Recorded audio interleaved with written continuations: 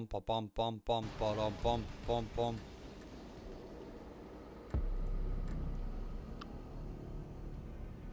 Bum bum bum bum.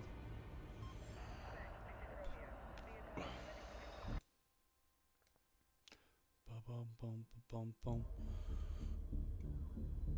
Bum bum bum bum.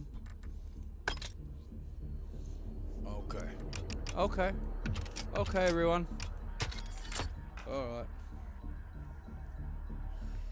All right, here we go. Let's play some attrition. Attrition, mate. Yep, let's get at it.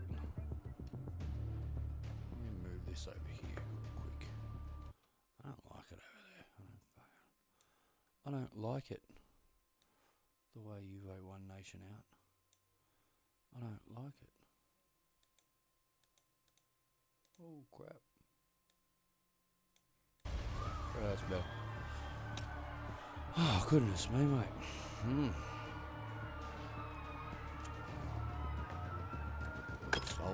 Assault, mate.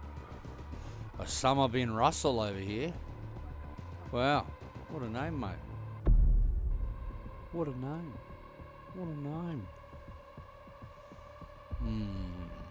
Okay.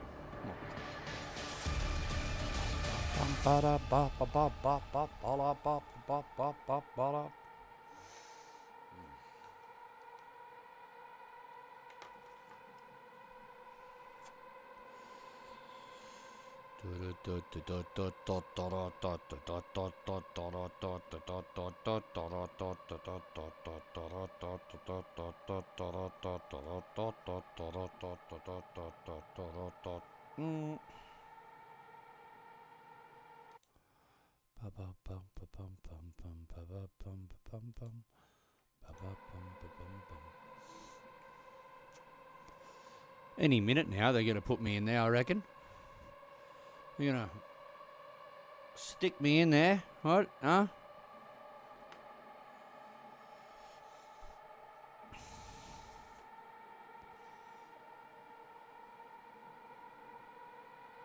Came in like a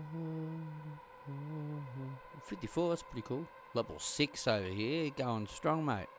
Must be his first day. Just keen to be involved, I guess. Let's do it.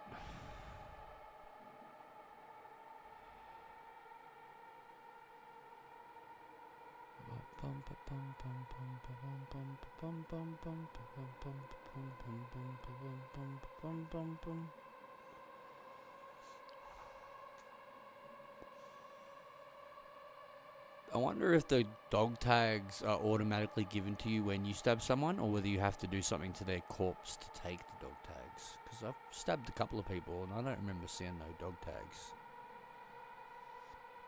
It's taking forever, mate. Bloody hell. What's going on? What's going on, mate? Come on. Come on. Let's get in there, son. Flaming hell. Mucking around, doing God knows what with God knows who. I'll tell you what, I look so tired around the eyes. Oh my God, I look so tired. I don't get no sleep. Right, showtime. Alright, let's fucking go. Oh my God. A little bit laggy, it's fine though.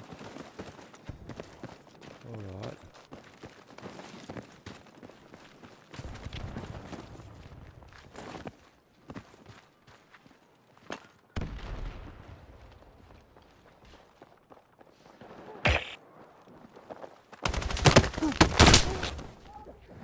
Well, that was a super good start, wasn't it? That was just a wonderful start to the day. Alright, here we go.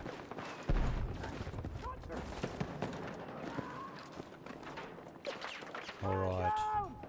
We've got some... Oh. Got some peaks. Well, that went super well, didn't it?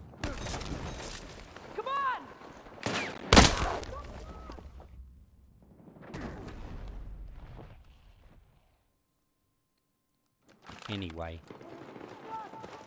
Let's not dwell.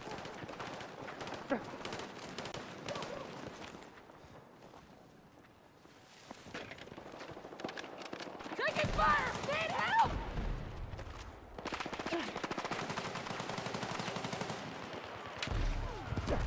Stoppage! Find cover!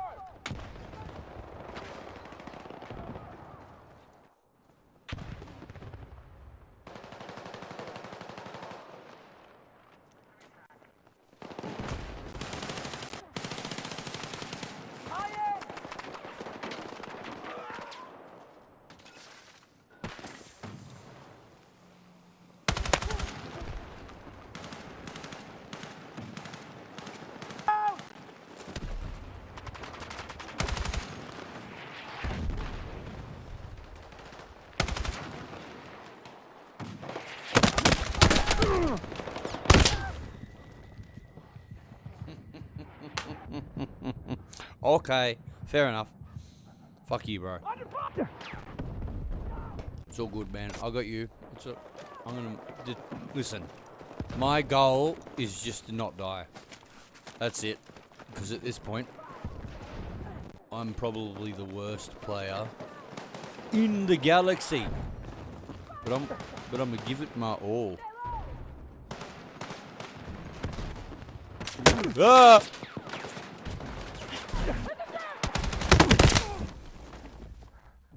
What did I say? What did I say? Cover short! It's fine. It's fine. Wouldn't worry about it. Stop it! Be advised, enemy forces are winning the fight. Yeah, I'm well aware. Thank you, sir. But I'm doing my best. Okay? I'm doing the best I can with the limited brain power that the Lord gave me. Okay?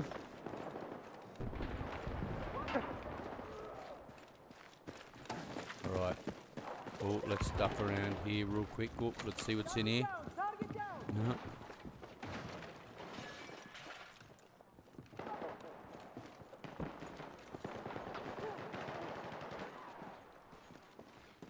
Alright, let's go have a look up here.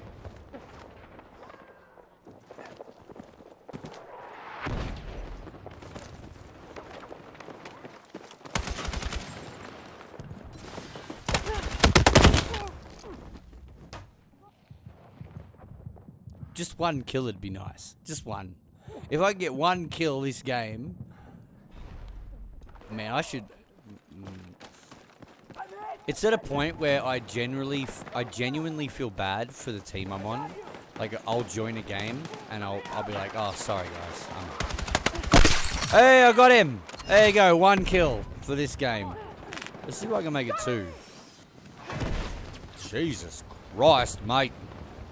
Calm down. Alright. Oh, that's two of them. I got two. Let's go for three. Here we go.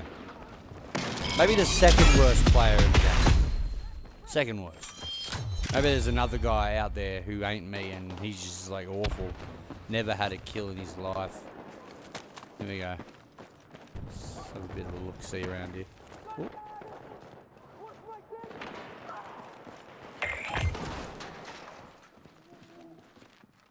Let's have a look around here.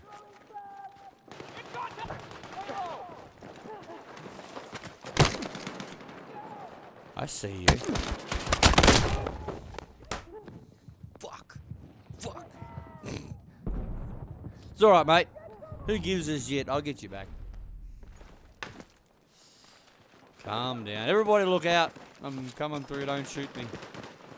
I got kids to feed, man. I need the kills. Be advised, hostile forces have maintained control of the fight. Gonna be the very best, like no one ever was. To kill them is my greatest test. To stab them is my cause. Shit, got him! Run away like a cow! Fuck! I tried to run away like a coward. Obviously it didn't work. It's fine. We live and learn. We live and we learn. Okay. Okay. I'm gonna be a man. Shit.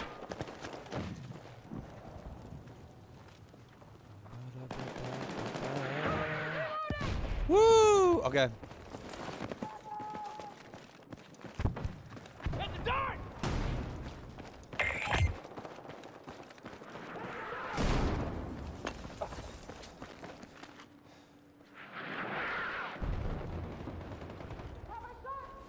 Alright, let's have a look around here. Somewhere.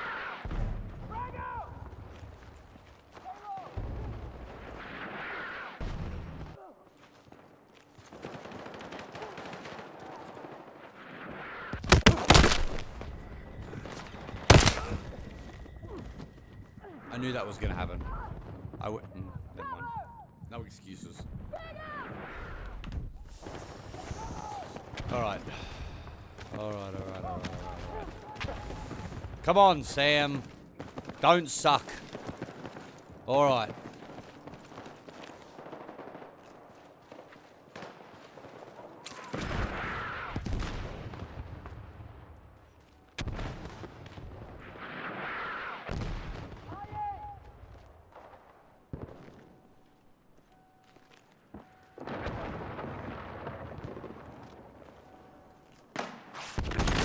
Be advised, the enemy is still winning the fight. Hit back and take control. That's it. I'm gonna uninstall. No, I'm not. I'm just gonna cry a lot. Gonna cry about it. Wah. Mommy, the man won't let me shoot them. Mommy. Hit. Enemy down.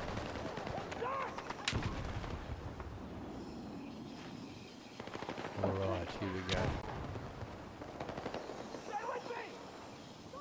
Oh, let's have a look. Where are they? Oh. I gotta get down there, man. I gotta take them out. They're annoying the fuck out of me. I chose the wrong class. Did I choose the wrong class?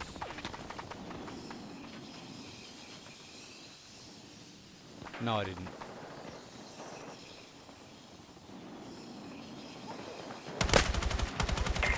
I see you, you fucker.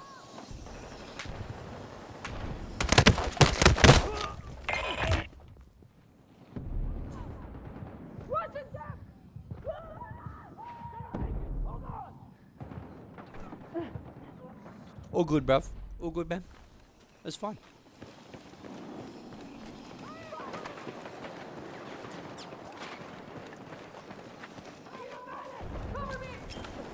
Contact at my position!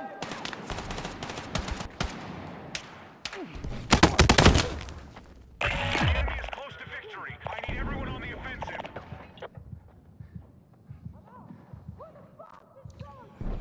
Hi, everybody. My name is Samuel, and I'm clinically retarded. Clearly.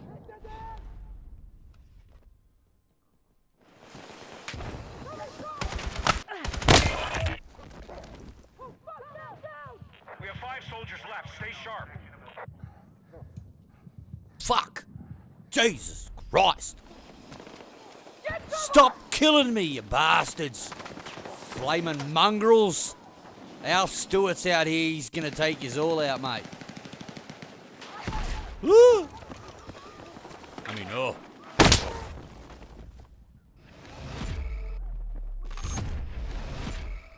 Yeah, that's, That's the way the cookie crumbles. Fuck me, man. Holy shit, dude. Oh my god. Oh my god, man. Did I even get a kill? I got 3 kills that whole fucking game. 3 kills. Did I really get 500 experience? No. Okay, cool. Okay, cool. 8,500. Cool. Alright. 183 out of 300. Okay.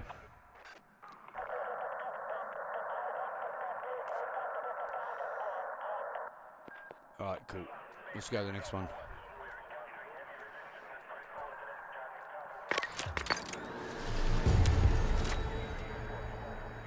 headshot. Did I get a headshot? I got a headshot. I got a headshot that match. That was pretty cool. Oh, that's right. The double lines. When the red shows up with double dark red lines, it means a headshot kill.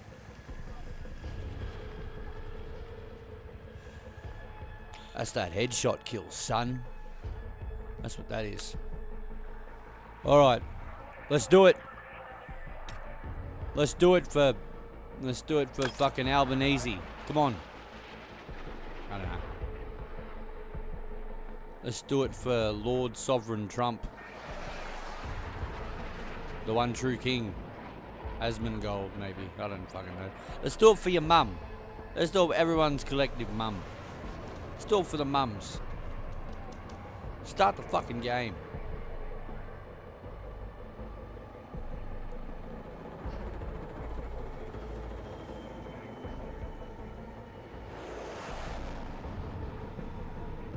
Oh, here we go. We're into it. We're into it now. So here we go, son. Alright. Let's fucking go. Woo! Alright, here we go. All units, multiple targets reported. Search and destroy. Search and destroy. Multiple targets. Tell me what to target. I'll tell you. I'll tell you. Tell me, I'll tell you. Oh, there he is.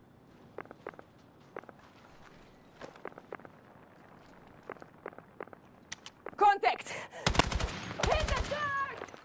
Got eyes on a sniper! Watch yourself! Taking effective...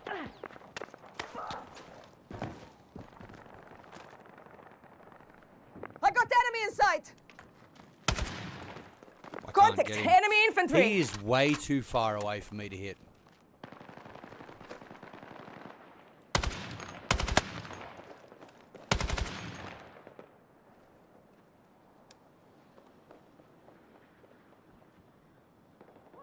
Contact! Enemy infantry!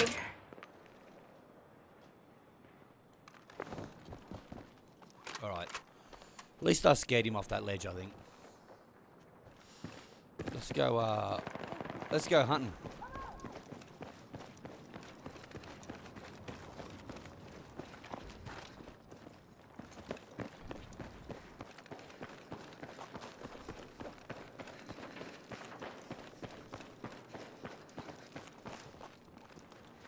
Oh, here we go.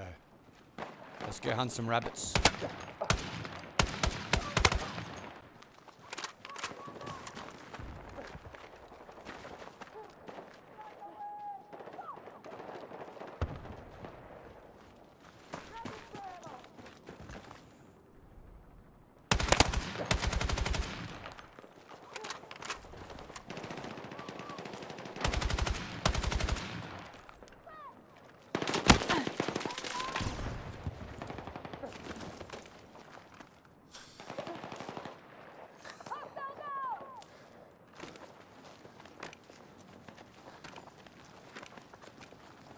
Oh, someone else got him.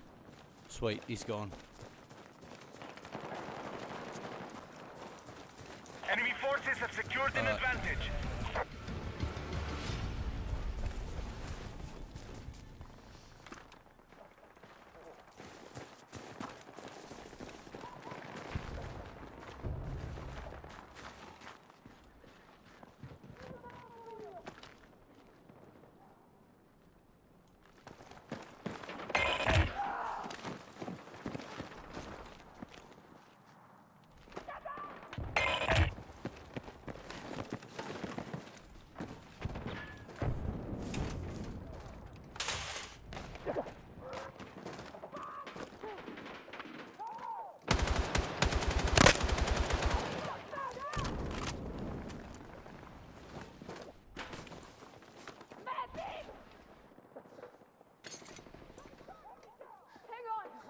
Where are you?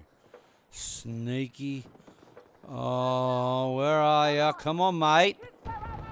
Stick your head out the window. See what happens.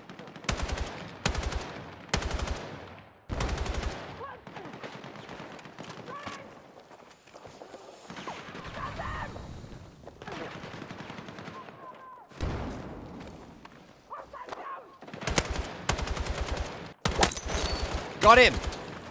I got him! I fucking got him, boys. Where the fuck? Oh, he was right there. I thought that was a friendly. I thought that was a fucking friendly. Oh, I would have shot him. Oh, okay. Cool. Awesome. That's fine. That's fine. Get down! What is that?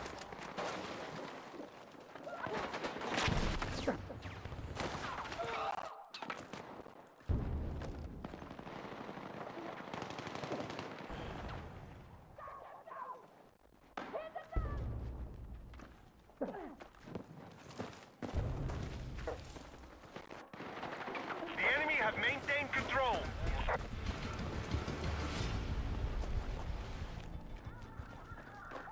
Bring up! Heads down!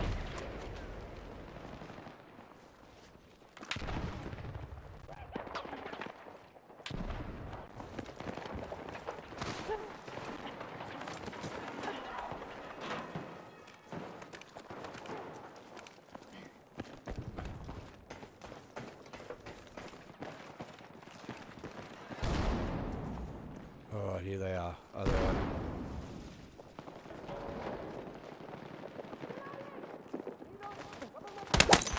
Got him. You're not getting me, mate. Come on!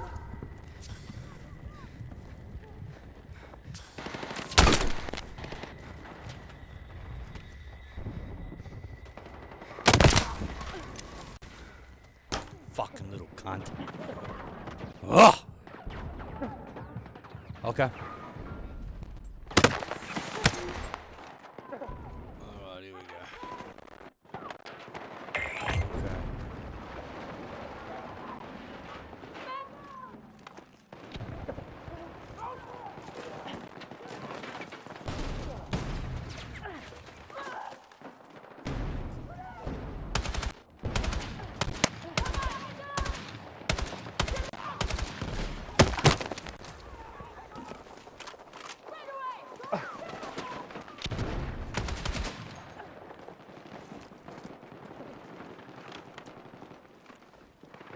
Be advised, the enemy have maintained their advantage. We must gain control.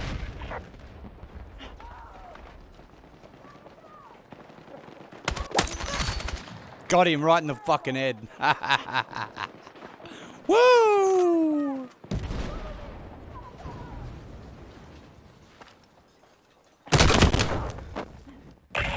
units, we must recover the mission. Hostiles are close to victory. Alright. That's fine.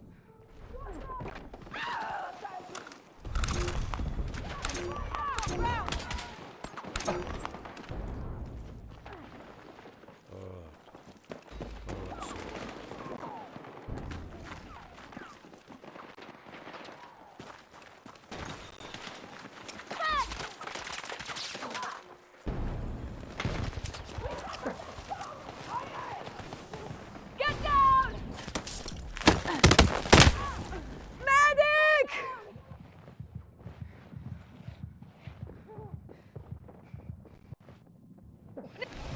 Valiant effort. Valiant effort.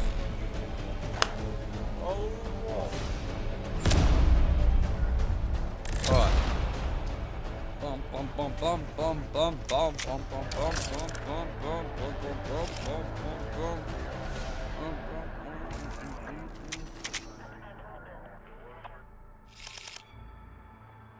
What the fuck?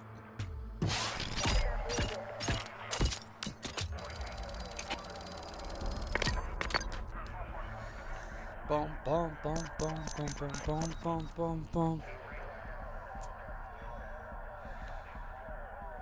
All right, here we go.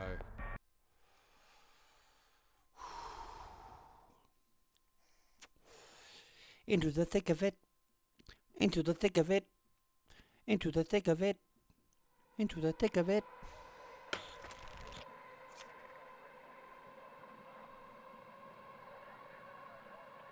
Into the thick of it. Into the thick of it.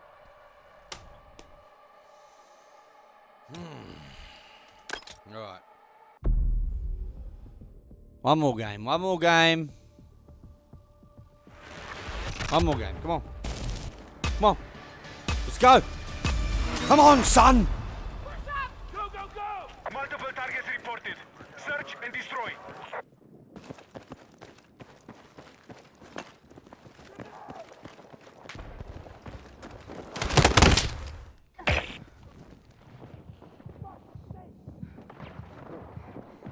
Fuck.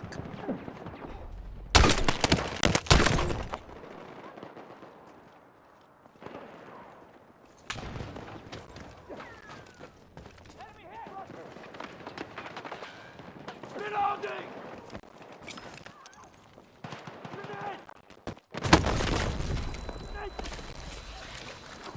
Stay with me! Let's move!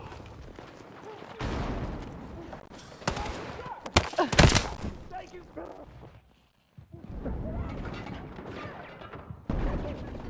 I need to concentrate.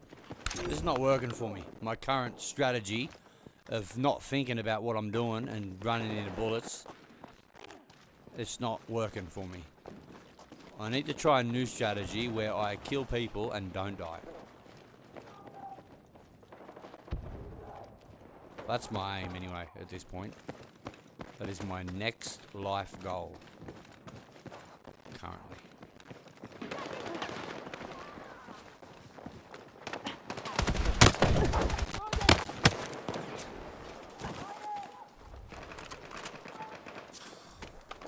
Frag out! Hostile forces are controlling the fight.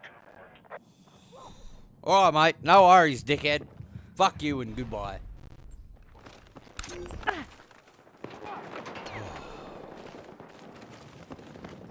Into the thick of it. Into the thick of it. Get back to front! Out of the thick of it. Out of the thick of it.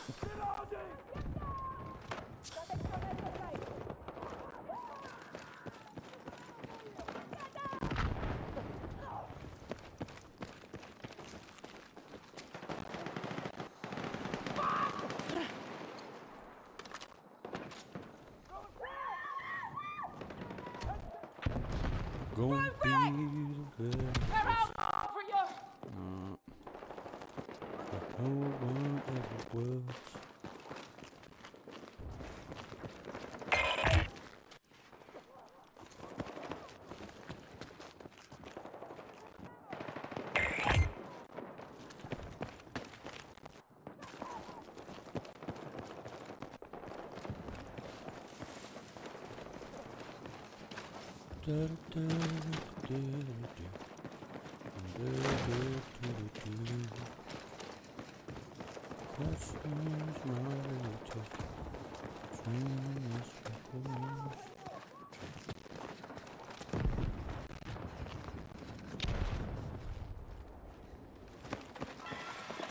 Contact! Hostile troop sighted!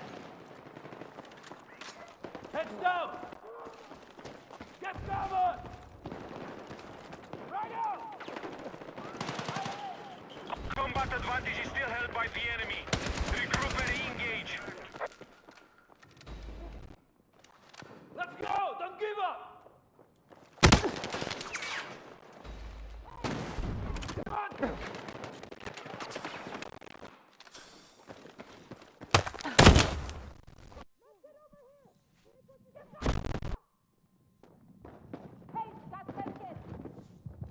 I'm hit! Yeah, nice one, son. Get down! Come on! Nice position! Hit the net! Frag!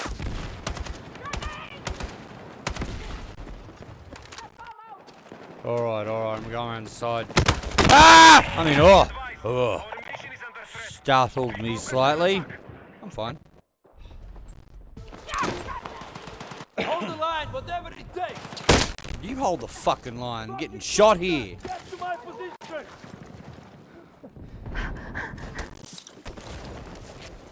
Come on!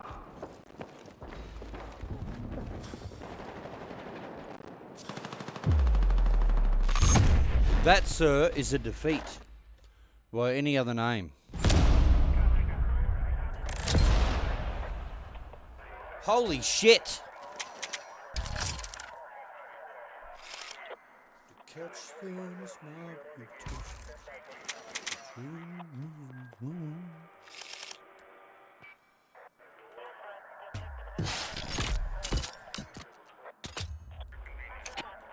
well, that was shit. That was the shit. I didn't get a single kill. Not a single kill in that whole match. My God. Wow.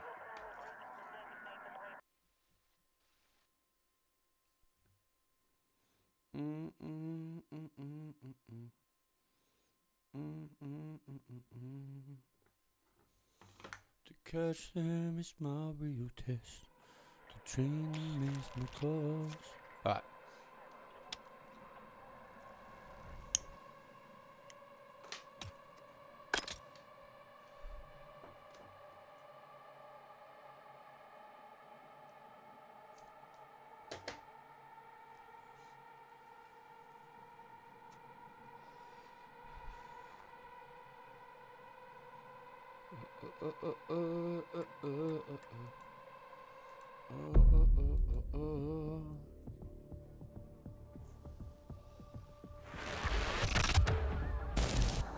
Here we go.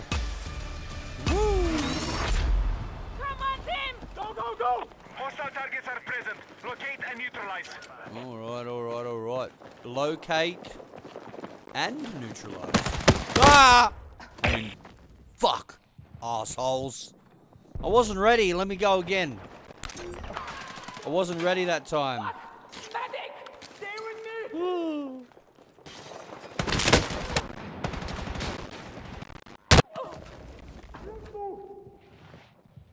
I have to be the worst fucking aimer in the galaxy.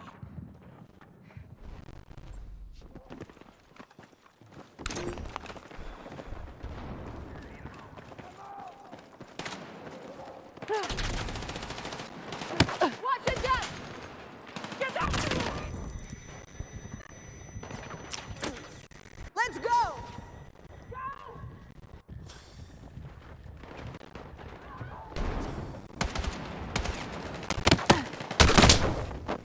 Need a medic!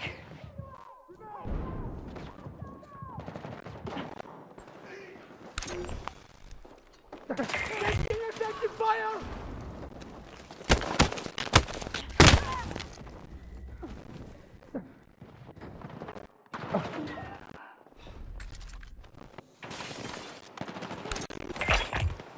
We have taken the lead.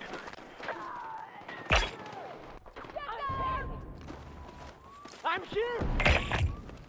Come on, be advised, hostile forces are controlling the fight.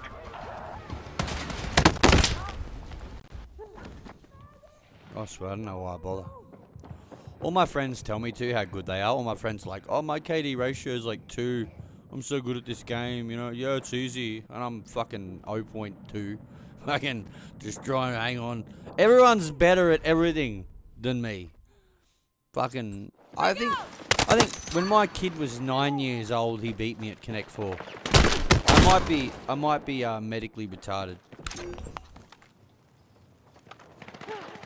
I lost at Connect 4 to a 9-year-old. You know, so I'm doing the best that I'm able to do with the limited supply the good Lord gave me. So let's keep the spirits up or something like that. I don't fucking know. You are exiting the combat zone. Let's just try not to Turn back die now. too much, I guess. I don't know. Maybe I'm born to be a sniper. Run and hide and occasionally get a kill in. Maybe that's it.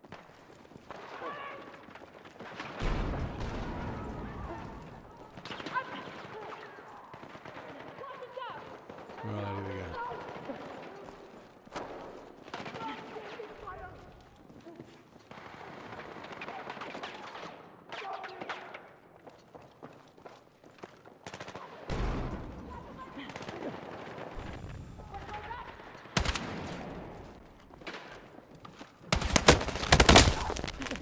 just can't get a kill. I fucking aim right at him, I shoot. Oh, it's brutal. Okay.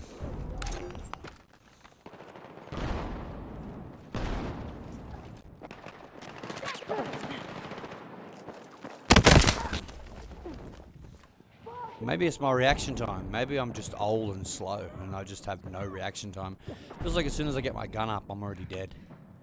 Like, he would have seen me the same time as I saw him. Secured the lead. But for some reason, I don't even see his gun go up. But he's already The shot me enemy has apparently. maintained control. Maybe, I don't know what it is. Maybe I'm just really, really bad. All right, we have secured the lead.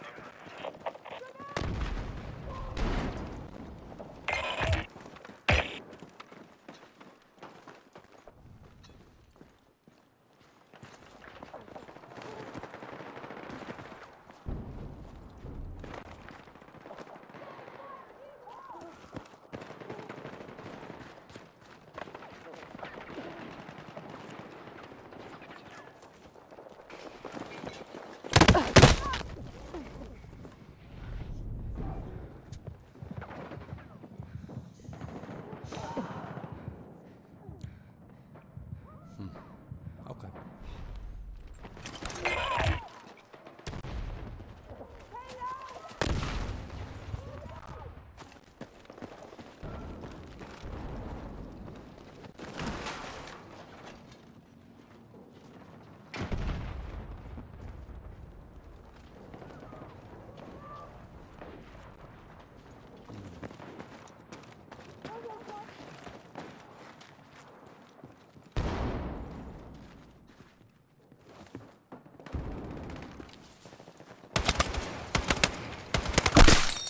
Got one. Better than nothing.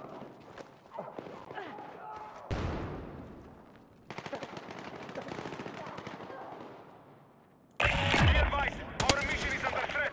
Refocus and attack. Got him.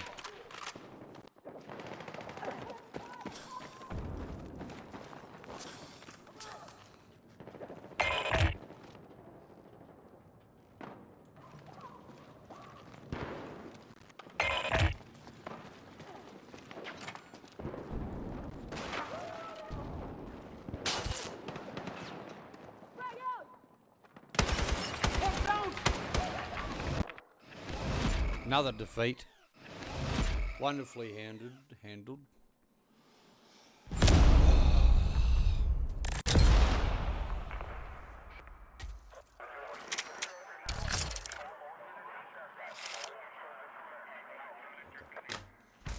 Okay.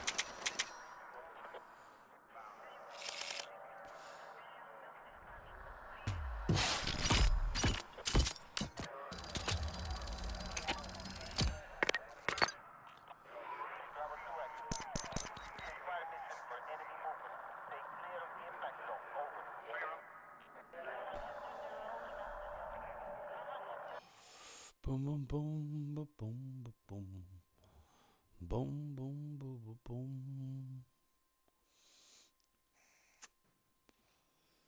Go, go, Power Rangers. Mighty Morphin Power Rangers. Alright, let's try not to die. Come on, we can do this.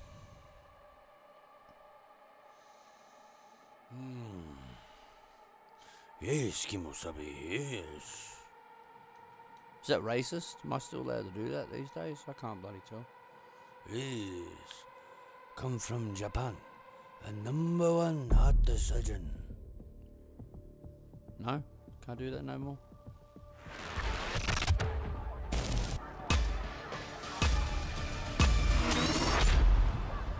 Alright. Alright, here we go. Multiple targets reported. Search and destroy.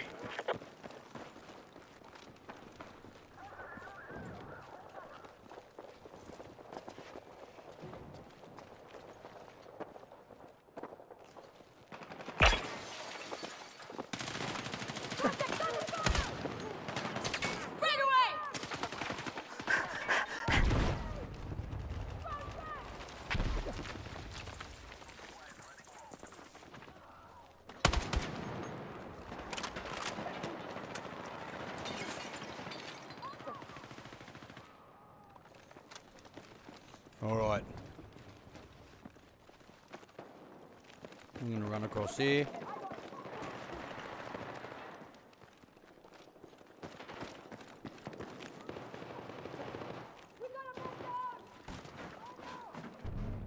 Alright.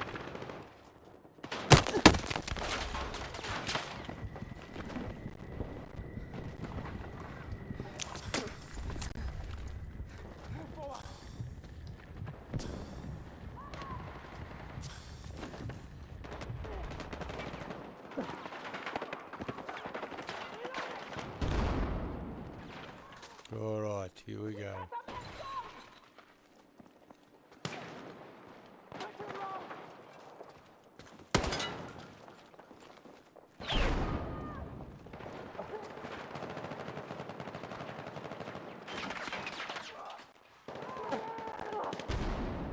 Okay.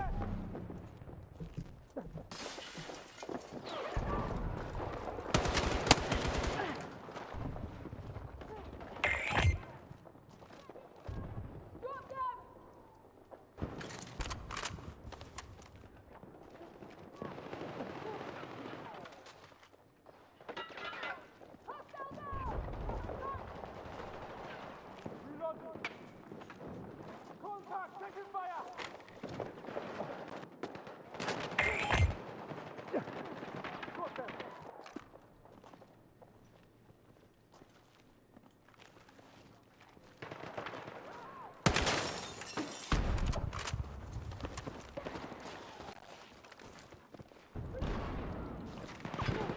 We are ahead of the enemy.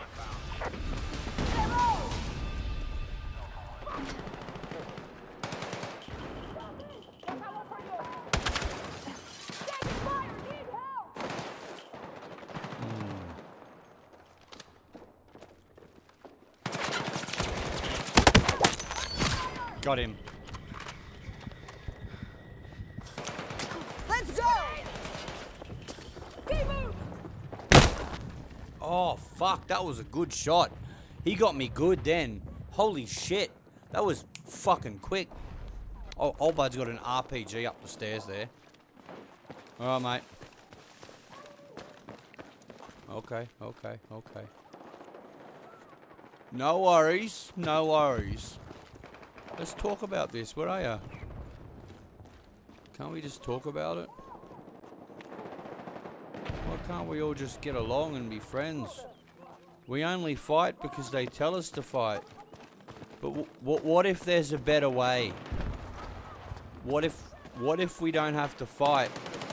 Enemy forces are struggling to match our What if we learn to love instead of fight? Isn't that really what the world needs right now? On second thought, fuck you. You're dead. Fuck that. Had enough of your shit, mate. I've had enough. I'm putting an end to it. Putting a goddamn end to your bullshit, mate.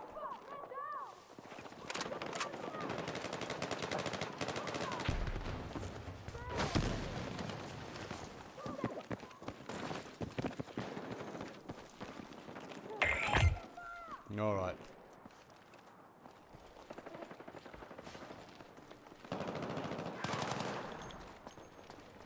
Enemy hit!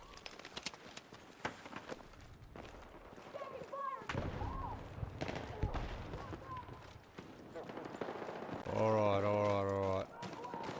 Here we go. We are still winning the fight. Our strategy is working.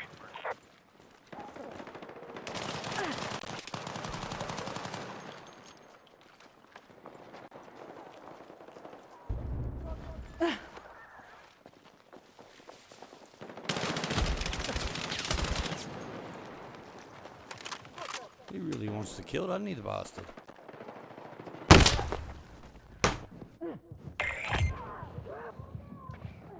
Fuck! Medic!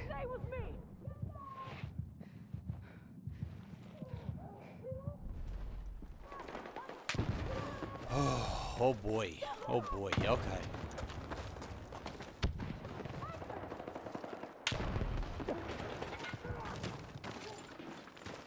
All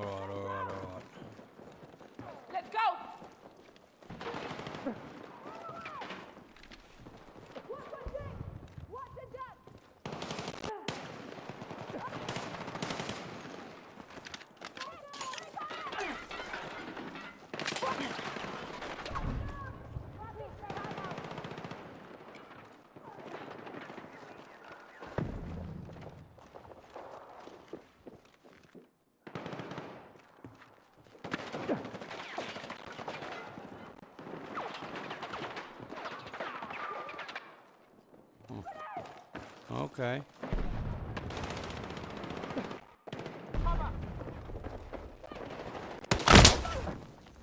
Did you guys see that? Like, he jumped. It must be a lag issue because he fucking jumped forward. You know what? No excuses. No excuses. I got this. Come on, mate. Let's go. Fucking yeehaw and shit. Or whatever.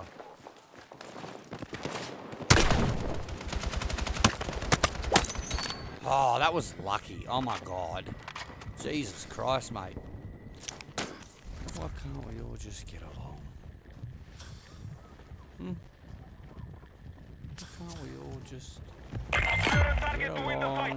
Keep attacking on all fronts. Learn to love each other. You know? Learn to get along, right? Instead of trying to kill each other. It's a shame.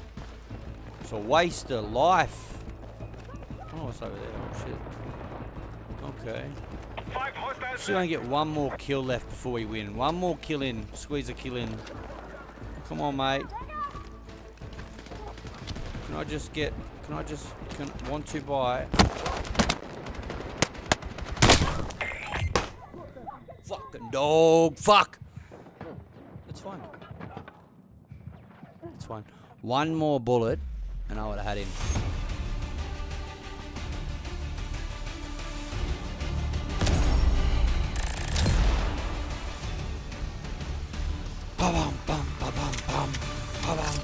Alright, fuck this. Yes. Alright.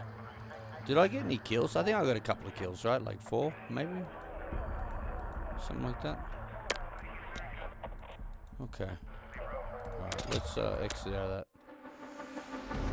Oh my god. Let's watch some YouTubey. Let's watch a bit of YouTube, mate. One of Australia's most famous places, Whoa. Melbourne, is Melbourne, an that's an absolute arsehole. hellscape. Always It's a has been. shithole, ladies Yeah, and gentlemen, I and could've there's told you no that. getting around that. In just the last year, Victoria, of which Melbourne Is he talking about like in general or just recently because of something? Right? Because yes to both. is the capital, recorded 483,000 criminal incidents, an increase of 18. And In lots of 0.3% drugs, don't forget, on lots the of drugs. previous year. Now, here's the thing that a lot of people don't want to talk about, all right? Everyone sees Melbourne as this beautiful, progressive landscape where everyone protests every weekend and everyone's eating vegan fucking muffins Yeah, fucking Portland's an arsehole of a place too. in the afternoon.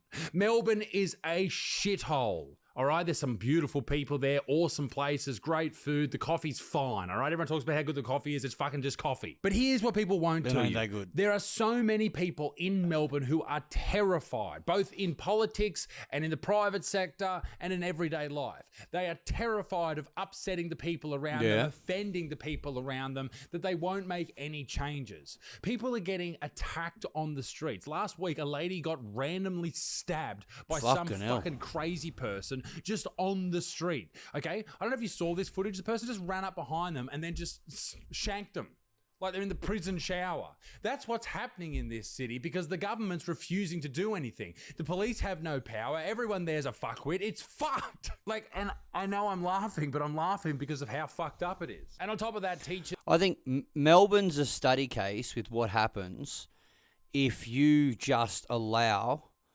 political correctness to go rampant, where people can do what they want without ridicule. You end up with a place that's a fucking hole to live in. It'd be fixed overnight if we brought back, public floggings.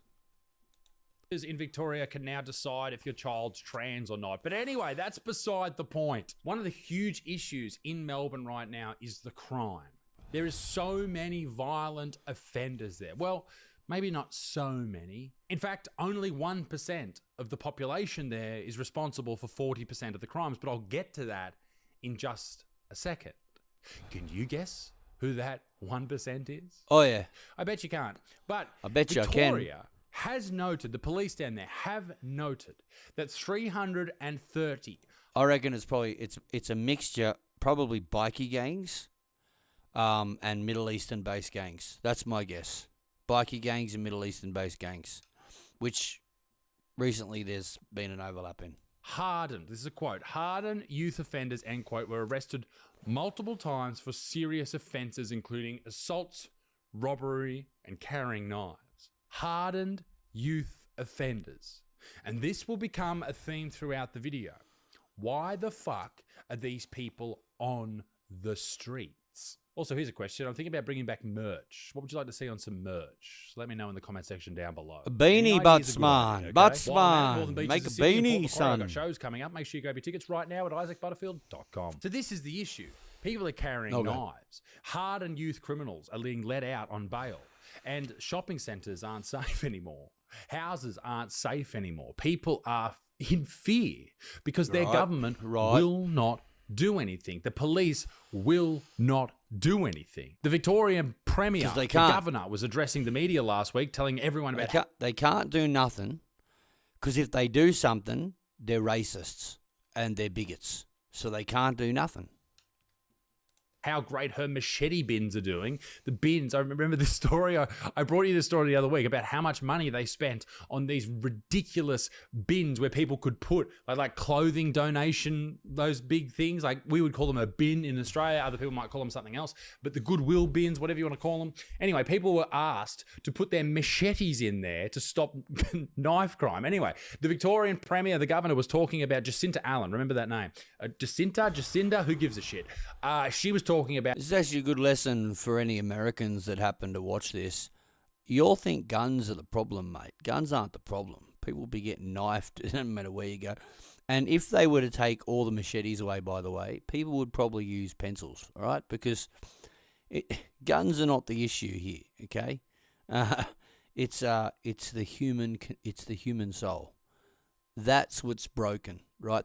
There's something profoundly mutated in the very core of what it means to be a human. And that mutation, some religious folks call it sin, some call it brokenness. You know, the answer of Mahatma Gandhi, Gautama Buddha was to say, well, step out of the game. Don't play the emotion game. Emotions lead to a negative outcome no matter what shape they initially take. So step away from it, right? But the diagnosis may be different between religions. No, the diagnosis is the same, but the medication offered is different between the religions. But I think the diagnosis is pretty self-evident. There's something wrong with people. You know, there really is something wrong with people. How great those bins are doing, and then she went on to say how sad she was about another knife crime victim dying. So she hid that at the end of the speech. In fact, that lady who was stabbed on the street, they wouldn't release that footage for 2 weeks, even though they were looking for a violent offender on the streets. I wonder why. Yeah. I think the craziest thing about all of this is a lot of the victims. Because they care more about optics than they do about humans. That's why. Because they knew if they released it then, it would optically be a bad tone for the nation. And so they'd rather let him be free longer. They'd rather lose access to people phoning in with clues or where they might have seen someone with a similar jacket, etc. They chose to not have that because of how they wanted it to look in front of people. Because they care 100% more about optics than they do about you and me. That's a guarantee. That's what that is. It's pretty disgusting. But anyway. Of these violent crimes are kids. Now, when we say that, you know, a child has been affected by crime, we often don't see a photo because it's seen as a youth crime and you know, the legal reasons, it's hidden, all that type of shit. I think that I understand why, but I think it's important to see who these people were or are, whatever you want to call it. For example, and these were all publicly available through newspapers. So I didn't go out of my way to find these photos. But some of the people who have actually been hacked, sliced, stabbed to death, Due Ilbino Akyung, who was 15 years old, and a 12-year-old boy named Chol Achik were allegedly murdered. These little babies, man. Nearly 7,000 knives, illegal knives, have been seized in 2025. That's up 31% from a decade ago. About 1 in 4 homicides in Victoria due to knife crime. We are facing a drastic issue. This is a big problem, and it only seems to be happening in Victoria. And we're about to find out why. Yeah, no the shit. reason that this keeps happening, I think, comes down to this. Victoria Police say just 5,400 repeat offenders. That's less than 0.1% of the population are responsible for 40% of all crime. Less than 1% responsible for half of all the crime there. Among them are over 1,100 children who have been arrested more than 7,000 times combined. So yes, it seems like there is more and more crime in Victoria, but the fact of the matter remains the vast majority of the crime is being committed by the same fucking people, a lot of them kids. So why? Why is this happening? Number one, the reason that, well, all of the crime is happening is because you're letting people out. So I really had a solid... Right, so it's not the bikie gangs, it's not the formidable gangs in Victoria. They probably make up like even smaller than that percentage. So it's like all these kids that are getting booked at the station and then they're getting let out because they're so young. You know, that's crazy. Think about why this happens. Now, there are some uncomfortable truths to this, and there are some that make a lot of sense. Number one, jails are too crowded, all right? There is not enough room for a lot of these people, and it costs the taxpayer a lot of money to house someone in a jail. There's also the thinking that you don't want to just punish people, you want to rehabilitate people, particularly young people. But how many chances do you give a young person? If they're continuously committing crimes, then surely you just have to lock those people up. They are fucked up beyond repair, I think. There are a ton of different reasons that we could probably come up with, and obviously the justice system is right there, but there's one reason I think that is the most offensive, but if we refuse to look at it, then we're just say it, ridiculous. Butsman. Just there is say a it, study that mate. looks at the correlation between local government areas and their crime and the amount of people that were not born in Australia. Yeah, no shit. And there is quite a bit more crime there. Yeah, obviously. Sorry. The facts of the matter are this. If you are born in Australia or you have Australian citizenship, you are far less likely to commit a crime in Australia. Yes. Okay, does that mean that you do this because you are brown? No. Does this mean you do this because you are black? No. But it does probably mean you are maybe a little bit more likely to perhaps commit a crime if you are brought up in an area or a part of the world where crime exists every fucking day. And then you come to Australia and there's no war and there's no famine and there's no disease. This is one of the problems when you have a lack of psychological understanding at the top level. It's like we bring these people over and you got to understand a lot of them are from countries, like he said, where it's a literal war zone.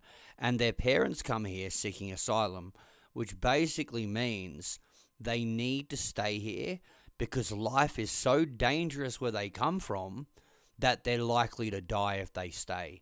And their kids grow up in that environment of death. And they come over here and the parents send them to the school system and try to integrate them into our society, but they're not used to our society.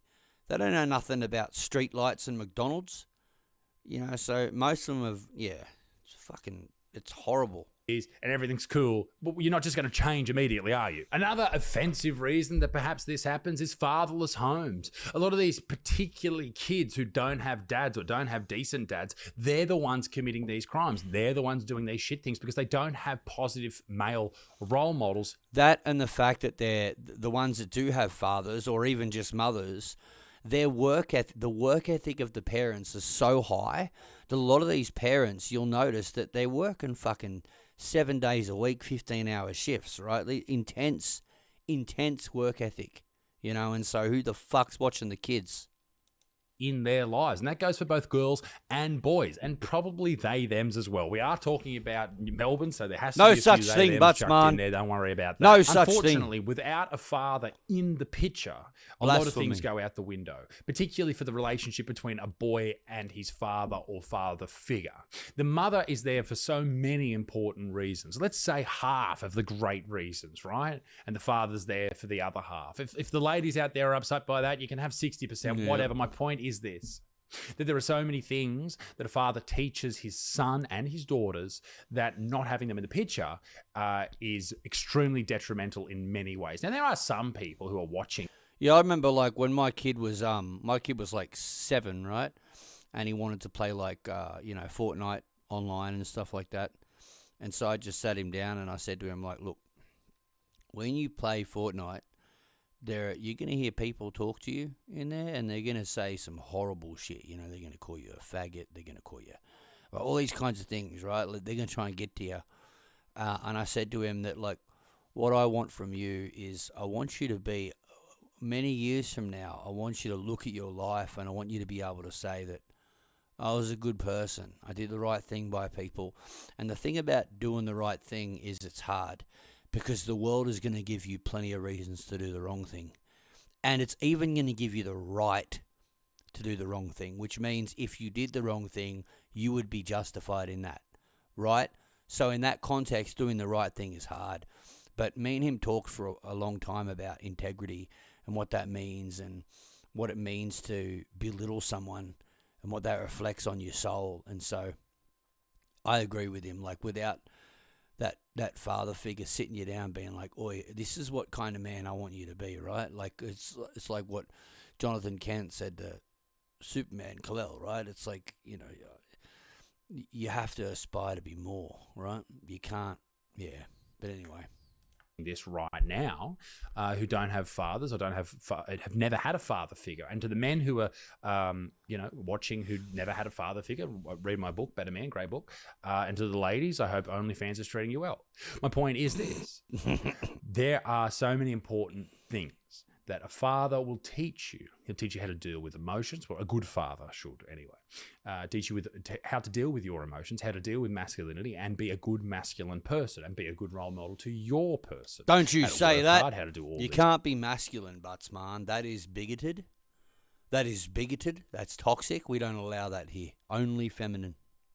Type of things. At the crux of it, the male is responsible for teaching the children this, and the female is responsible for teaching them this. And that is the reason that having both parents there, given they're good parents, is so important. Unfortunately, in fatherless homes, crime rates go up. There's also things like generational trauma. If they grow up in a war zone, that might be a real one somewhere overseas, or it might be with one in the home, then they're probably going to, live their life like they are at war. Yeah. So there's a lot of reasons that kids misbehave, and adults misbehave. These kids that we're talking about, they go on to be these misbehaving adults. There's issues with rapid population growth. There's also youth gangs that are all white kids too. They're wearing bum bags and they're lads, and they're the most painful fucking people of all time. There's social media that's probably dragging kids into these cult-like groups. There's inequality, obviously. There may even be some racism in some areas. But I think that the biggest issue is we're not dealing with the problem children when they become problem children. And that probably stems from their fathers. But, let's say we get a kid into the justice system. Like, what do? Do we lock them up? I understand why people want them locked up, particularly if they're fucking violent, but that probably just makes them worse. But if you put them straight back out on the street, you don't make any changes. Listen, man, I come up with some rough dudes. I tell you what I noticed, straight up. I tell you what I noticed. Everyone that went to prison came out a proper crim. Like, hands down. Like, sometimes I'd be coming up with someone and they'd fuck up, right? They'd fuck up and they'd be sent away for a year. When they got out in a year, that was their life now. They're a lifelong fuck up. They're career criminal, right? Period. Guaranteed. It absolutely makes it worse. The prison does help some people. Yes, it does reform some people, but it's a very small number. The majority of people that go to prison come out as career fucking criminals. It does not help at all. What we need is a greater understanding and education of psychology, the way the human mind works, man. All right? What's that old movie? Little beat big when little smart, first with the head and then with the heart. For example, the only people who know what the term critically thinking means are those who have a background in education. Most people, now I don't know where you come from, I don't know what kind of fucking highfalutin gated community you live in, but like 99.9% of the dudes that I grew up with have no fucking idea what the term critical thinking means. They probably think you're having a go at them. You critical what, cunt? Fuck off, right? We don't teach people how to critically think. We don't teach people how to use their minds. We don't teach them the psychology of why they do what they do. personally, I think if you've got a 17-year-old who's done a crime, done something like that, they should have 20 sessions of psychological help with a professional psychologist, a clinical trained, not a counselor, a psychologist, someone who can unpack that fucking storm in the mind, man. You know? But anyway. And they just carry on being fuckwits. So I don't have the answer. Maybe you do. I'd be very interested to know. Let me know in the comment section down below. Don't know why I said that in a rhyme. I've been reading Dr. Seuss to Atticus. And don't read Dr. Seuss. It's That's fucking with me head. Victoria really is descending into absolute shit. Right now, the violent crimes are through the roof, okay? That's very, very bad. Obviously, the youth justice issues are absolutely disgraceful. The Premier's a fucking goose. 9 out of 10 of the jobs created underneath this government were government jobs, taxpayer-funded jobs, like with the NDIS, all in the public sector, all paid for by the taxpayer.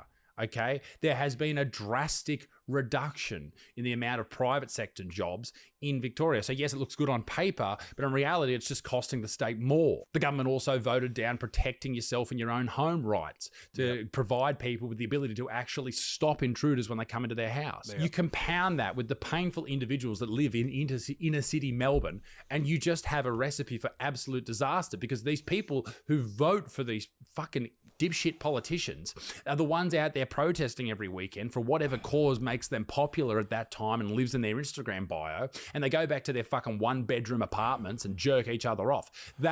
So here's the thing too.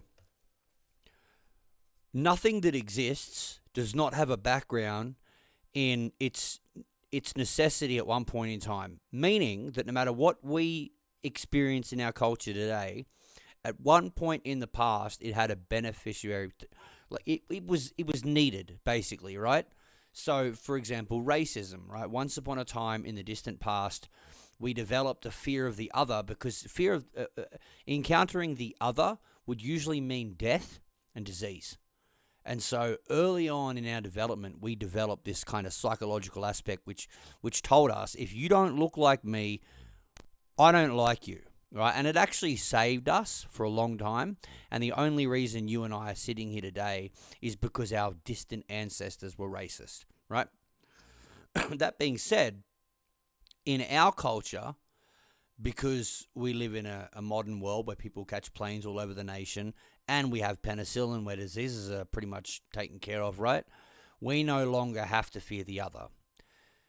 Until recently.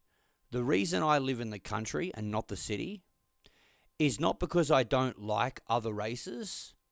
It's not because I have a prejudice. It's because it's a guaranteed fact I am in more danger if I live in the city. All right? It's as simple as that.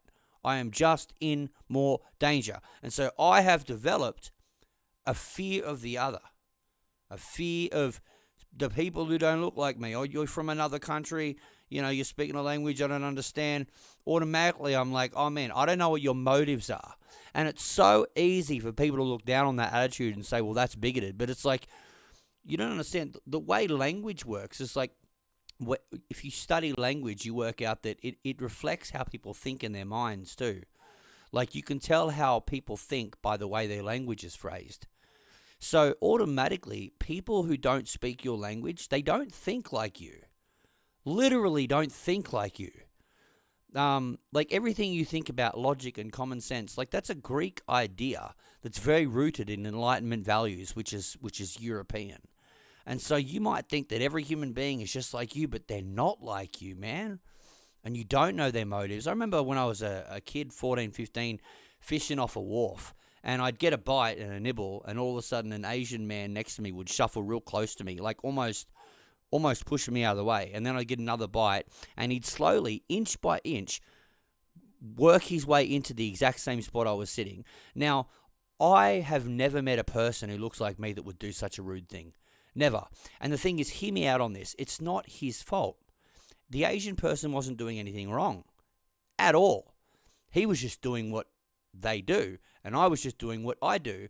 And that's because we have a long history with property rights, which is an English idea, right? So this idea that I'll live on my farm with my wife and 9 kids, and you live 5 miles that way on your farm with your wife and 9 kids, and we'll leave each other alone, and I own this and you own that. And so we developed over time this attitude of, we call it respect and honor, but it's not really respect and honor. It's more like a socially engineered way of doing things.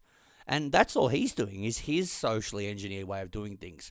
But understand that his way is not your fucking way, man. And so I don't want anything to do with the city. If I lived in the city, I'd probably be stabbed by now. Like, someone would stab me or something. It's not worth the drama, man. Just mind my business in the country, you know? What they're doing. That's what runs your political system in Victoria. Fuckwits employing fuckwits, voting in fuckwits. It's a fucking nightmare, ladies and gentlemen. Yeah. Let me know what you think in the comment section down below. Am I on the money or am I way off? I'd love to know your pretty opinion. on the money. Well, not yours, but someone with an education. Why not mine? Fuck ya. Why not mine? Mine's good as any. Be a good motherfucker. Peace in the Middle East. Be extinct. Toodle off. Wow. See you, mate. Bye-bye.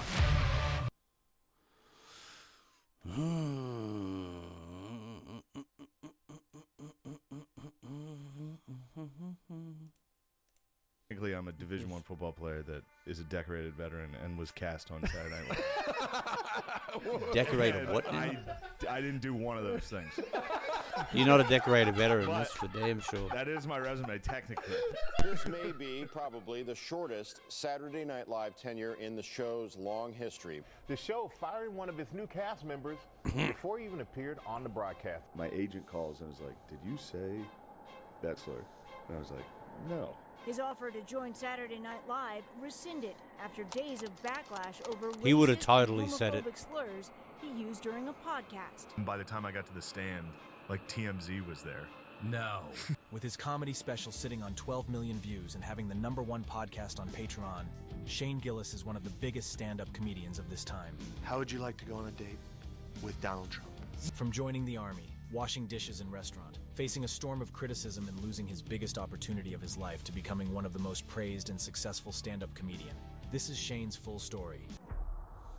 Here we go. Let's get into it. The story begins in Trinity High School, west of Harrisburg, Ooh, where fancy. 2 high school lovers, Phil and Joan Gillis, met. Years later, on December 11th, 1987... Oh, look at his mumsy. Oh, he's mumsy-wumsy. Let's go back. The Let's have a look story at his begins in parents. Trinity High School, west of Harrisburg, where 2 high school lovers, Phil and Joan Gillis, Oh, look at him. Look at mum and dad. Anyway. met. Years later, on December 11th, 1987, they welcomed their 3rd child and first son, Shane Gillis. I'm from Mechanicsburg, Pennsylvania. No I grew one up in a cares. suburb of like white trash. Irish Catholic family. Shane grew up with 2 older sisters. You have brothers, sisters? I have 2 older sisters. 2 older sisters. Yeah. It's funny, one time my sister, she's here, she lost a game in basketball her senior year, and I was talking shit. I was like, "You guys fucking suck." At the dinner table, and my dad was like, "All right, square up, finish it." We cleared out the living room table, and my sister and I boxed. Just bare knuckle fucking box. And she fucking rocked me. I was gonna go. I was like, "I don't want to hit her back." Shane went to the same high school his parents attended, where he did well academically and excelled in football. But compared to every other Division I prospect, yes. Okay, Then gotcha, yes, I had good grades. Even though he was captain of his high school team, Shane didn't get an offer from his dream college, Notre Dame, where his grandfather and uncle attended. Played tackle in high school. Left or right? I was left tackle in high school. His choice was limited between East Michigan, Temple, and the Army. And he chose to join West Point, but his time in the Army was short-lived. Only hours in his stay at West Point, Shane decides he doesn't belong there. You went to Army. He's like, fuck this. For how long? Fuck Literally this 3 shit, weeks. I'm out. How do you Before get it out? got hard. How do you You get just out? cry. All you have to do is cry. Like, get this bitch out of here. Yeah, if you're 6'3", 300 pounds crying, they're like, all right, you're fucking going home. So your parents drop you off at like 5 a.m. They drop you off in regular clothes, and your parents say goodbye to you. And then at the end of the day, there's a parade of all the new cadets in front of all the parents. And now they see you marching in a uniform, head shaved, at the end of the day. So during that parade, I see my mom like waving a flag, like one of those mini flags, and I walk by her, and she was like, "Yes," and I was like, "I'm getting the fuck out." Dude, in 1 hour. And she literally went like this, dude. She goes, She dropped her flag. Yeah, I didn't belong there at all. Even before his first day at West Point, and finding out he's not dedicated to the military like the other recruits, Shane started regretting his decision to join the Army right after he committed. So after I committed, I was like, I f***ed up. But you know, I was 17 or 18 at the time, so it's new, like up like that. I spent most of the time at West Point quitting. Like, it's a long process to try to get back out. A lot of forms. And just everybody that comes in tries to make you stay. Right. You know, like, it gets easier. I'm like, I don't know. Wow. I don't know if I like this. And then you also get there, and it turns out all your teammates are real gung-ho about the military. They're all like, yeah. And I was like, I want nothing to do with the military. I just want to play football. But when he calls his parents to tell them his decision, he was met with an answer that caught him off guard. So when you call your parents like, hey, I'm quitting, they're coached by like drill instructors and That's recruiters. to be bullshit. Like, Holy say no. shit. Say they're literally not allowed to come home. So my parents, when I called them and I was like, I'm coming home, I'm quitting, they were like, you cannot quit. And I was like, you guys are fucking losers. Like, you're a loser. So mean, dude. I was so mean. I was like, you're a fucking teacher, Mom. Shut the fuck up. Dude, imagine crying on the phone with your There's mom. a line of other dudes Bro. crying, waiting to get on with that your mom. Like, shut the up, Mom. You're a loser.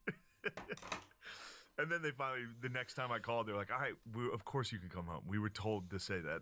After I quit West Point, or I quit, and they were playing, Army-Navy was in Philly. I was at Westchester. Every one of those games. Yeah. I was at Westchester. My sister was having a Snuggie bar crawl. So I'm in a f***ing Ninja Turtles Snuggie. The team goes to the bar that I'm at after the game. The kids that watched me cry and quit were at the bar drinking after their Army-Navy game. I was in a f***ing Ninja Turtles Snuggie. God damn. What? And they were like, yo, it's Gillis. Dude, what are you doing here? I was like, hey, what's up, guys? They're like, how are you doing? I was like, pretty good. I was Doing the combine not next doing week. great. Things are going well. You definitely didn't tell us that. Damn, That's That hurts. brutal. That one's a tough memory. Because he quitted boot camp early, he had a chance to go and make it to another school's preseason. So a week later, he joined Elon University. But Shane wasn't ready for what's waiting him in Elon either. So I get to Elon, and that sucked. I wasn't talented enough to play early. Uh-huh. So I would have had to have worked very hard for 3 years To start. to play one. Yeah. And I was in year one just oh, this is never going to happen. In high school, Shane was relatively bigger than other players, so he had a physical advantage. But after joining college, that wasn't what he experienced on the field. Like, you're going up against jacked, giant dudes that are physically dominating you for 4 hours every single day. So that sucks. Just beating. Oh, man. He sounds like he just quits everything. It sounds like he's got no drive. Don't get me wrong, I love Shane. I think he's one of the funniest dudes on the planet. But it sounds to me like he just doesn't have no drive in him, mate. Just work at it, dude. Work at something. I guess comedy is what he worked at in the end, isn't it? Man, dude, I was like, And you're going up against big D slow tackles and all dude. that Well, shit. even the safeties would come down. Dude, guys that were 180 pounds would just fucking level me, dude. I sucked. I fucking sucked. You go from high school where I was 6'3", 290 in high school. I was bigger than everybody. Yeah. I could literally just walk towards someone and they'd move. And then you get to college and those dudes are huge. So the reality is you go from being the best guy on your team to the worst guy in the conference. The conference. I was so bad, dude. When my O-line coach at Elon fucking hated me. I was talking to my coach after a practice or after a meeting, and I was like, I think I'm going to quit. And he was like, oh, yeah? And I was like, I think I'm the worst player on the team, right? Yeah. And he was like, pretty close. And I was like, all right. Thanks for the honesty. Thank you. I'm out of here. Yeah. But that was my whole identity, my whole life. I was like, I'm a football player. I'm a football player. And then you find out you're not. And it's like, oh, fuck. After quitting football, Shane didn't stay in Elon for long. As soon as I quit football, I just drank and stopped going to class. So I got kicked out of school, back at my parents' house. Damn. Gained 50 pounds. And what came next is the lowest point of Shane's life. He moves back to his parents' house and starts washing dishes in one of his friends' restaurants. So I left Elon, went to Harrisburg Area Community College. So this is all in the span of a year and a half. My parents think I'm going to be a senator at Westport, a general. Why a would year they and a half think later, that? I'm Jesus. failing at community college, sleeping on their couch, washing dishes. Yeah, I ended up getting into Westchester University, just studied history. Shane received his bachelor degree in history, and moved to Spain where he taught English for 6 months. I went there thinking like, all right, I'll be cultured. You know what I mean? I went to the same bar every day. Oh, dude, yeah. Got shit-faced every day in the same bar. I didn't see anything. Yeah. I didn't go anywhere. The idea of trying out stand-up comedy came to Shane back in Mechanicsburg while he was washing dishes in his friend's restaurant. He gets introduced to a place where he can do open mics by a coworker. It's funny because when you're starting, I had no idea how you could do stand-up. Same. From fucking Mechanicsburg. I was like, I would Google. Sure. I was Oh, like, God, yeah, you I was got like, gonna what Philly did for that. Will Ferrell do? Yeah. Google it. And be Audition like, for how? SNL. Yeah. Done. And so then one day I was in the depressed phase. I was back home washing dishes at my friend's restaurant. And then they were like, hey, one of the chefs is doing an open mic tonight. And I was like, I didn't know you could do that. Yeah. So In I, Mechanicsburg, yeah, at the PA? Harrisburg Comedy Zone.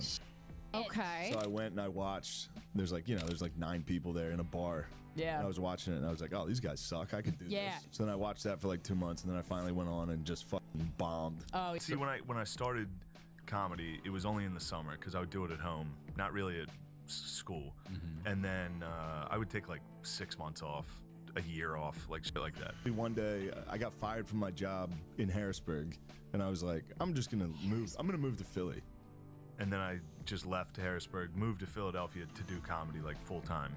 On 2016, Shane won Philly's funniest contest at Helium Comedy Club. So I was in Philly for like 4 years. It's crazy to think that like if this dude wasn't funny, he'd be nobody. I know that sounds horrible, but it sounds amazing too, because it's like he's like, some people just have talent that puts them where they are in life. You know, talent's amazing, man.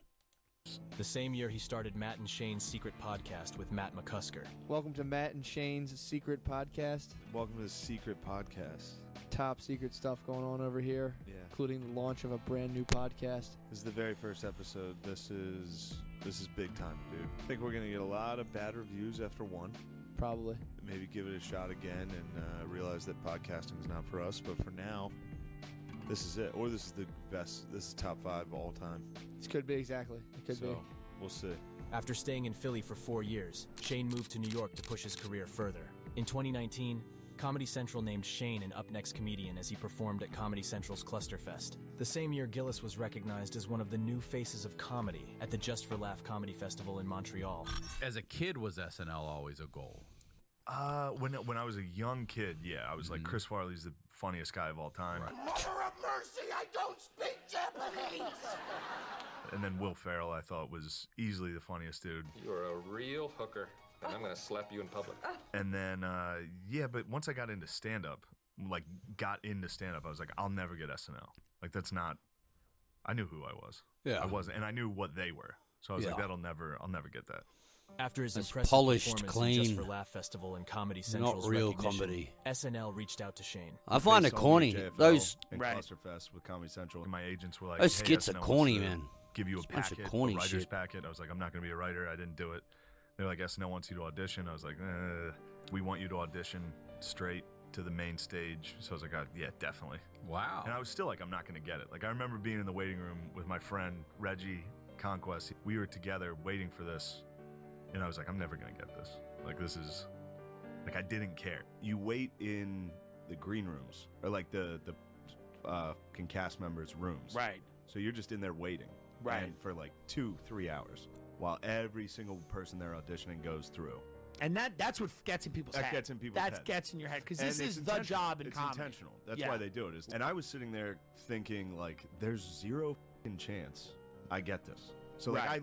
I was like, okay, You just whatever. having fun. Didn't give a when they brought me in though, that's when it really hit. Like, Yeah. because they bring you to a separate green room where you sit while the other person before you is on.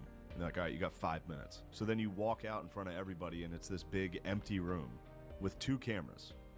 All right, and they give you the camera guy goes 3, 2, you say your name and go. Right. And then you just get the off the stage. And then on 9/11, I got the phone call that says that was Lauren, and it was like, we're gonna put you on the cast. I was like, Nice, oh shit, on the and then, cast. And then September 12th, they released the information that I was gonna be on the cast. Yeah, that was the first thing I was ever able to like tell my parents in comedy that they understood. You know, normally they'd be like, "Oh, I'm featuring this weekend for so and so." They'd be like, "Who cares?" This was the first one. I was like, I'm going to be on Saturday Night Live. They were like, wow. So that night I had shows at the Stand. So I was going to do shows. And I was like, oh, this is going to be the coolest night ever. All the comedians are going to be like, hey, there he is, you know. So I'm on the train from Queens going into the city. And I got a text from my agent that was like, did you say the word? And I was like, no. Like, I was like, I wouldn't say that. I was like, no, I don't even, why would I say that? And then she was like, here's a video of you saying it. I was like, holy shit. And then, so you know how it is riding the train, you lose service. Ugh. So I would lose service for like 5 minutes, and then at the next stop, get a million texts that are like, holy shit, you're fucked. Yeah, so I got like gradually canceled every stop. And by the time I got to the Stand, like TMZ was there. No. For the next 4 days, Shane was under criticism and exposure in level he never experienced before in his life. The pressure from the media campaign and Twitter debates on national level was crushing, in Shane's own words. At the time, Shane was getting phone calls from agents, SNL's Lauren Michael, and people he knew telling him what they thought would save his career. NBC going as far as giving him a written apology to tweet. NBC is saying, here's the statement you need to say. MSNBC. And it's like a written out, like, fake news. What I said was inexcusable. I've learned from my mistakes. Like that, like paragraph, you need to tweet this. And I was like, I'm not going to tweet that. Like that's, you know, that's crazy. But then Lauren was like, I just need you. People that are real, that are just themselves, don't belong in that Hollywood world. People like this don't read statements that they're given. That's not what the fuck they do. So, it was never going to work, man. To give me something. So I was like, all right, that's fair. It's reasonable. And so, yeah, I just had like 5 minutes. He was like, I need something in the next 10 minutes. So I just sat there and typed something out. I'm a comedian who pushes boundaries. I sometimes miss. If you go through my 10 years of comedy, most of it's bad. You're going to find a lot of bad misses. I'm happy to apologize to anyone who's actually offended by anything I've said. My intention is never to hurt anyone, but I'm trying to be the best comedian I can be, and sometimes that requires risks. They offered me I could either That's resign, good. I could resign, or they could fire me. That's good. I like that apology. It's like, look, man, that's not my intention. This is why I have to be like that sometimes. I'm trying to push the envelope and find where the wall is, okay? It's not really a weak apology. It's not like, I'm so sorry, please forgive me. It's like, look, man, these are my reasons, dude. Get the fuck off my dick. You know what I mean? I like it. They offered me that. And I was like, nah, you guys are going to have to fire me. This is going to be on you. On September 16th, SNL released a statement saying Shane Gillis won't join the cast. Despite many offers, Shane chose not to do any interviews after getting fired for a while. As soon as something like this happens, the far right is quick to be like, yes, join us. Yeah. Fuck them. Yeah. It's like, no, I don't want that either.